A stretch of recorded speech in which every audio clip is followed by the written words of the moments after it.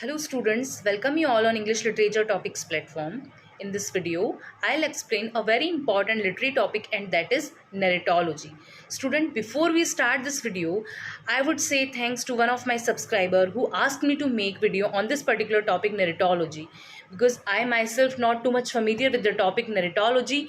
So while I preparing this video, I thought I would learn something new. So thanks to that subscriber. So now start. Student, if we want to know about narratology, then we should know the meaning of narrative.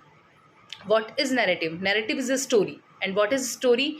Story is a part of events. So you got my point, I think. देखो, जो narratology है वो narrative से आया है. Narrative क्या है? Narrative बोलते हैं story को. Story क्या होती है? बहुत सारे events का एक part होता है. बहुत सारे events को हम connect करते हैं और एक story बन जाती है. ठीक है, ये क्रॉनिकल ऑर्डर में हम किसी भी स्टोरी को रखते हैं, वो नैरेटिव कहलाई जाती है. किसी भी पोम में, किसी भी सॉन्ग में हम स्टोरी बता सकते हैं, बट कैसे? एक क्रॉनिकल ऑर्डर में उसको रख के, मतलब उसकी बिगिनिंग कैसे होगी, उसमें उसके मिड में क्या आएगा, उसकी एंडिंग कैसे करनी है. सो हमारे पास एक प्रॉपर स्ट्रक्चर होना चाहिए किसी भी स्टोरी को बताने के लिए. एक क्रॉनिकल ऑर्डर में रखने के लिए हमारे पास एक प्रॉपर स्ट्रक्चर होना चाहिए. ये हुई नैरेटिव की बात. अब आते हैं हम हमारे टॉपिक नैरेटोलॉजी पे. देखो, नैरेटोलॉजी जो टर्म है वो जुवेटन टोडोरोव, जो कि एक बल्गेरियन फ्रेंच राइटर हिस्टोरियन हैं, जिनकी 2017 में ही डेथ हुई है. सो उन्होंने ये टर्म दिया है नैरेटोलॉजी. उन्होंने अपने बुक ग्रामर ऑफ डिकेमेरॉन में ये टर्म दिया है, ग्रामर ऑफ डिकेमेरॉन में.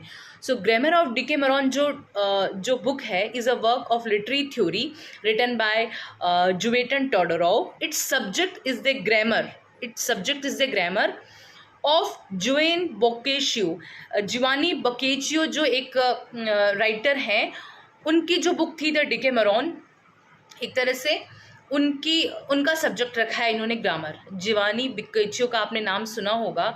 मे बी मैं इनका जो नेम है वो मिस प्रोनाउंस कर रही हूँ, क्योंकि इनके नेम बहुत ही ज़्यादा डिफ़िकल्ट होते हैं. सो मैं ये नहीं बोलूँगी कि मेरा प्रोनाउंसिएशन सही है. सो आप एक बार प्रोनाउंसिएशन देख लेना या उस पर ध्यान मत देना. सो उनका जो द डिकेमेरॉन वर्क है उसका इन्होंने सब्जेक्ट रखा है ग्रामर. किसने? जुवेटन टोडोरोव, जो कि एक बल्गेरियन फ्रेंच राइटर हैं. उन्होंने टर्म दिया है नैरेटोलॉजी अपनी बुक ग्रामर ऑफ डिकेमेरॉन में. ठीक है, ये जो टर्म है ये कॉइन करी है. तो ये पता चल गया आपको कि जो नैरेटोलॉजी टर्म है वो किसने कॉइन करी है. तो किसने करी है? जुवेटन टोडोरोव. इनका स्पेलिंग है जुवेटन टोडोरोव का TZVEN, टोडोरोव TODOROV. सो इन्होंने ये टर्म कॉइन करी. अब देखो, ये जो नैरेटोलॉजी जो टर्म है वो एक तरह से स्ट्रक्चरलिज्म का पार्ट बोल सकते हो आप इसको. अब स्ट्रक्चरलिज्म क्या है? If you want to know about structuralism then you should watch my video on the topic structuralism. आप देख सकते हैं, वीडियो आपको देखना चाहिए. You can watch and you should watch my video on the topic structuralism. तो structuralism में ही भी यही बताया गया है कि आपके पास किसी भी रिटर्न वर्क के लिए एक प्रॉपर स्ट्रक्चर होना चाहिए. ठीक है, एक प्रॉपर स्ट्रक्चर होगा तो आप उसको अच्छे से क्रॉनिकल ऑर्डर में लिख पाओगे. और यही बात नैरेटोलॉजिस्ट कहते हैं कि अगर आपको कोई भी स्टोरी लिखनी है या कोई भी आपको स्टोरी नरेट करनी है. देखो, narrative is a story. Narrator कौन होता है? जो स्टोरी को बताने वाला होता है. तो ये नैरेटोलॉजिस्ट जो है ये बोल रहे हैं कि आपके पास एक प्रॉपर स्ट्रक्चर होना चाहिए अगर आप किसी स्टोरी को बताना चाह रहे हैं, चाहे वो पोम के थ्रू, चाहे वो वर्स के थ्रू, चाहे वो एक नॉवल के थ्रू, ड्रामा के थ्रू, हाइमन के थ्रू. कैसे भी आप किसी स्टोरी को अगर रीडर को बताना चाहते हैं तो आपके पास एक प्रॉपर स्ट्रक्चर होना चाहिए. स्टेप बाय स्टेप आप एक स्टोरी को बनाएं और उसको कनेक्ट करके फिर आप एक रीडर के सामने रखें या ऑडियंस के सामने रखें, ताकि वो उस चीज़ को अच्छे से कनेक्ट कर पाए और समझ पाए. इनका जो एम है वो यही है. यू गॉट माई पॉइंट कि नैरेटोलॉजिस्ट का एम क्या है कि आपके पास कुछ भी अगर आप लिखते हैं, एक स्टोरी बनाते हैं, तो उसके लिए प्रॉपर स्ट्रक्चर होना चाहिए. ठीक है, प्रॉपर स्ट्रक्चर जैसे क्या होता है? प्रॉपर स्ट्रक्चर में जैसे प्लॉट होगा, ठीक है, उसके अलावा आप बोल सकते हो कि क्लाइमैक्स क्या रहेगा, प्लॉट क्या रहेगा, मतलब एक प्रॉपर अच्छे से स्ट्रक्चर बनाना है आपको. किसी भी स्टोरी का, ठीक है। ये रही बात हमारे नैरेटोलॉजिस्ट की। तो देखो इसमें जैसे प्लॉट हो गया, कैरेक्टर हो गया, पॉइंट ऑफ व्यू हो गया, सेटिंग हो गई, थीम हो गई, कॉन्फ्लिक्ट हो गया एंड स्टाइल हो गई। ये सब चीज़ें ही आएगी किसी स्टोरी में। प्लॉट आ सकता है, कैरेक्टर और पॉइंट ऑफ व्यू कि किस पॉइंट ऑफ व्यू से लिखी गई है, सेटिंग कहाँ सेटिंग रखी गई है स्टोरी की, ठीक है, कब की स्टोरी है। सपोज़ मैं आज कोई स्टोरी लिख रही हूँ, अभी जो कोरोना पेंडेमिक रिसेंटली गया है उस पर मुझे स्टोरी लिखनी है, मेरी सेटिंग है कोरोना पेंडेमिक, ठीक है। और मैं कोरोना पेंडेमिक में कोई भी कंट्री ले सकती हूँ, लाइक मैंने इंडिया लिया, तो इंडिया में कोरोना पेंडेमिक के जहाँ पेशेंट सबसे ज़्यादा आए या जो भी उन पे इम्पैक्ट रहा, तो मेरा सब्जेक्ट भी कोरोना पेंडेमिक और सेटिंग मैंने जहाँ इंडिया में रखी तो इंडिया इज़ माय सेटिंग। तो ये एक ऐसा रहेगा, कॉन्फ्लिक्ट, स्टाइल, प्लॉट, कैरेक्टर्स, मतलब प्रॉपर वे में एक स्ट्रक्चर के अकॉर्डिंग मुझे अगर कोरोना पेंडेमिक पे कुछ भी लिखना है, कुछ भी स्टोरी आपको बतानी है, चाहे वो मैं अपनी पोम के थ्रू बताऊं, नॉवल के थ्रू, ड्रामा के थ्रू, कैसे भी बताऊं, मुझे एक प्रॉपर स्ट्रक्चर में आपको बतानी पड़ेगी, ठीक है। You got my point, I think जो मैं बता रही हूँ आपको समझ आ रहा है। जैसे कि मैंने बताया था, as I told before that I am not too much familiar with the topic narratology, but yes, as much as possible I'll try to explain in explicit and very simple language, so आप समझ जाइएगा, ठीक है। इसके अलावा इसमें जो important बात थी वो ये थी समझने की कि दो इसमें वर्ड जो हैं वो आते हैं, ठीक है, एक फेबुला, एक सिजुएट। फेबुला का मीनिंग क्या है? The chronological sequence of events in a narrative. एक स्टोरी में जो क्रोनोलॉजिकल सीक्वेंस होता है उसे फेबुला बोला गया। ये जो फेबुला और सिजुएट जो टर्मिनोलॉजी है, ये रशियन फॉर्मलिज्म के जो थ्योरिस्ट थे उन्होंने दी है, जो क्रिटिक्स थे जिनका नाम व्लादिमीर प्रॉप और विक्टर शेलोव्स्की, इन्होंने ये टर्मिनोलॉजी दी है फेबुला और सिजुएट।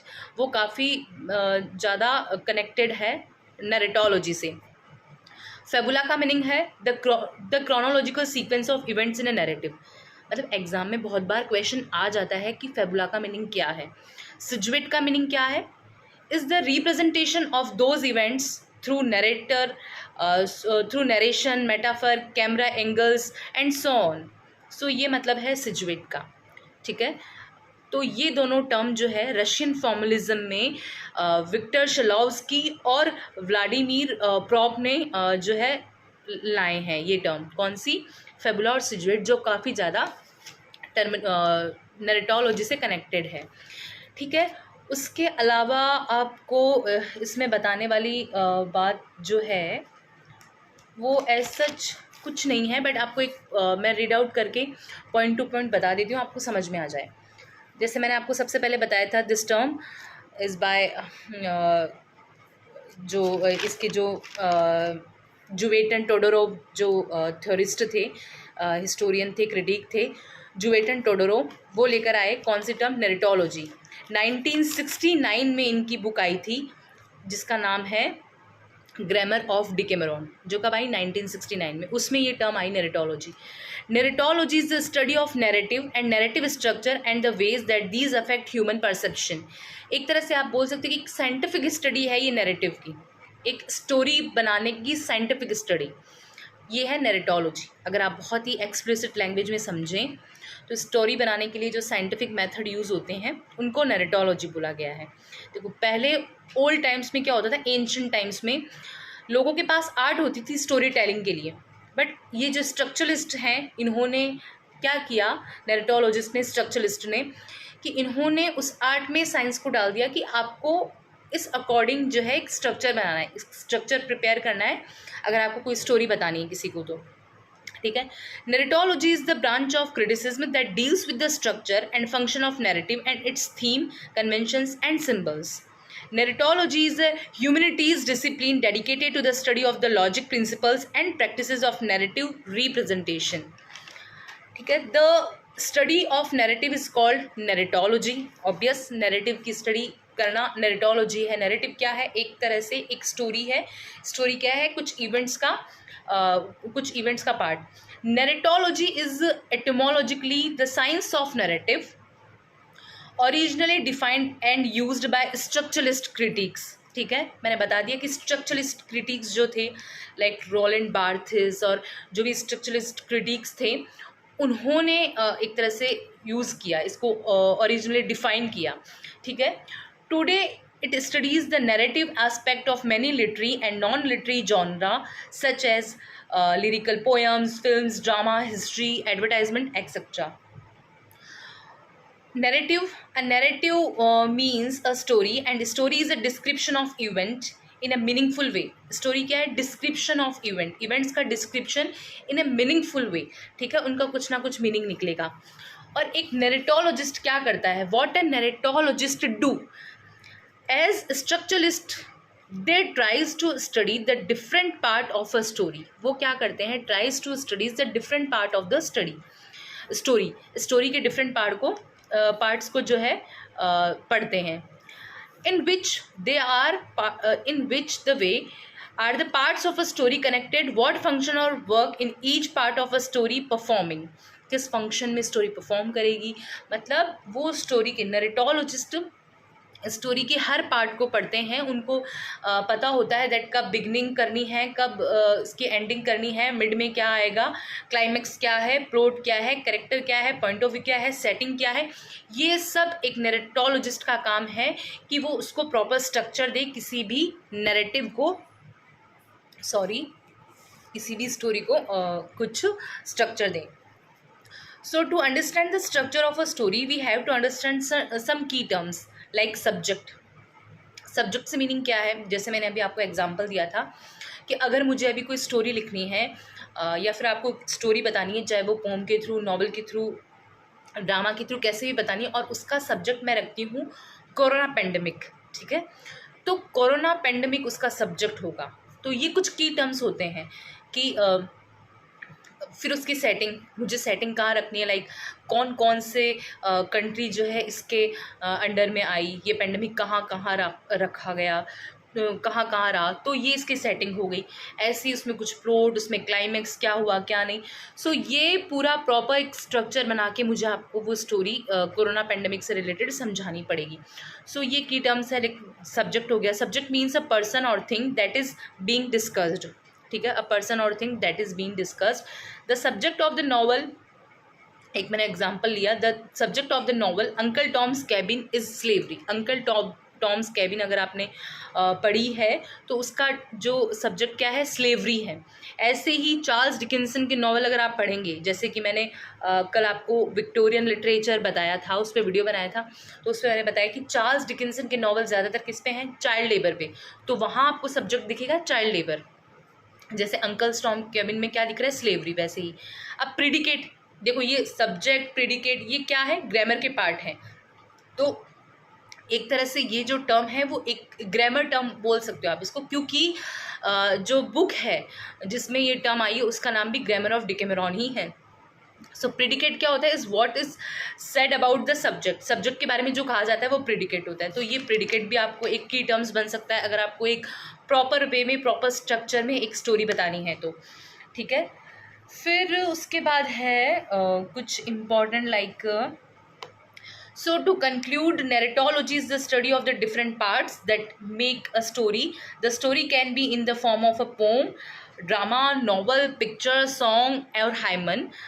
The older people had this art of storytelling, the structuralist storytelling, है ना। मैंने बताया था कि एंशिएंट लोगों के पास आर्ट होती थी कि वो स्टोरी टेलिंग कर देते थे बिना किसी स्ट्रक्चर के। But the structuralist are converting their art into a science. उन्होंने क्या किया स्ट्रक्चरलिस्ट ने कि उनके आर्ट को कन्वर्ट कर दिया साइंस में। They are trying to prove facts through experiments. The study of literature and literary criticism is becoming more and more technical. ठीक है, और मैंने आपको दो वर्ड्स बता दिए थे, fabula and syuzhet. Fabula means story, syuzhet means discourse. So ये दोनों वर्ड जो हैं वो रशियन फॉर्मलिज्म में विक्टर शिलोव्स्की और जो व्लादिमीर प्रॉप हैं उन्होंने ये जो टर्म है उन्होंने ऑर्गेनाइज की है। सो ये ही इसमें कुछ इम्पॉर्टेंट बातें थी जो मैंने बता दी जो रिलेटेड टू नैरेटोलॉजी। इससे ज़्यादा डेप्थ में हो सकता है आपको नहीं बता पाई, बहुत डेप्थ भी इसमें होगा बहुत कुछ, बट मैंने आपको बता दिया था दैट मैं इस टर्म से बहुत ज़्यादा फेमिलियर नहीं थी। सो इसमें इम्पॉर्टेंट मुझे जो लगा कि लाइक ये टर्म 1969 में ग्रामर ऑफ डिकेमेरॉन बुक में आई और जुवेटन टोडोरोव इस टर्म को कॉइन किए। और उसके अलावा नैरेटोलॉजी जो है स्ट्रक्चरलिस्ट से रिलेटेड है, स्ट्रक्चरलिस्ट का एक तरह से पार्ट है। और नैरेटोलॉजी का मीनिंग यही है कि कोई भी स्टोरी लिखने के लिए आपके पास एक प्रॉपर स्ट्रक्चर होना चाहिए।